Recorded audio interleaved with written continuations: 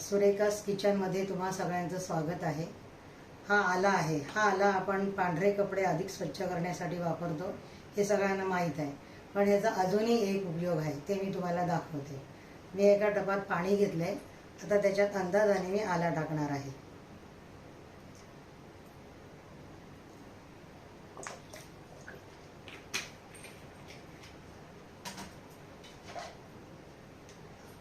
हल्ली प्रत्येक घरात फूड प्रोसेसर असतं, तर हे फूड प्रोसेसरचं स्टँड आहे। हे आतून बरंच काळं होतं, ते कधी निघतच नाही। तर हे मी कसं धुवायचं हे विचार केला एकदा, आणि सहज हे आलामध्ये टाकून पाहिलं तर हे अगदी स्वच्छ झाले। तर तुम्ही ही जी भांडी आहेत, ही ब्लेड आहे पीठ मळायचं, हे कटर आहे, हे पण टाकायचं। हे वरचं झाकण आहे, हे पण आतून जरा पिवळं आणि लाल झालेलं आहे, हे पण याच्यात टाकून ठेवायचं। हे एक आहे ब्लेड लावायचं, हे अशा आलामध्ये बुडवून ठेवायचे। शिवाय ही गाळणी पण आजूबाजूनी सगळी लाल पडते, मग ती निघत नाही, म्हणून ती सुद्धा अशी बुडवून ठेवा। शिवाय हे कप असतात चहाचे, ते आतून लाल झालेले असतात, ते सुद्धा यांनी स्वच्छ होतात, तर ह्याच्यात पण थोडंसं घालून ठेवायचं। एक साधारण 1 तास तुम्ही हे भिजवून ठेवा पाण्यात बुडवून, नंतर स्वच्छ पाण्याने साबण वगैरे लावून धुवून टाका।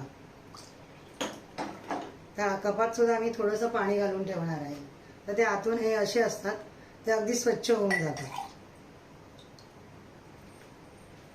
A few moments later. हे पहा, तुम्ही 1 तासापेक्षा जास्त वेळ ठेवू शकता, जेवढे पाहिजे तेवढा वेळ। जर स्वच्छ नसेल होत तर अजून ठेवा। हे बघता, हे कप हे स्वच्छ झालेत, आता यांना साबणाने मी धुवून टाकणार आहे। हे भांडं बघा, ही गाळणी, ही चहाची गाळणी बघा केवढी स्वच्छ झाली आहे। तसंच हे आतून पण काळं झालेलं होतं, ते पांढरं स्वच्छ झाले।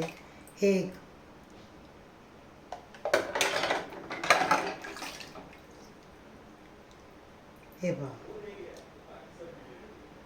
थोडं घासा ब्रश असेल तर, किंवा काहीतरी असेल तर त्याने काढून टाका ते काळं जर असं राहिलेलं।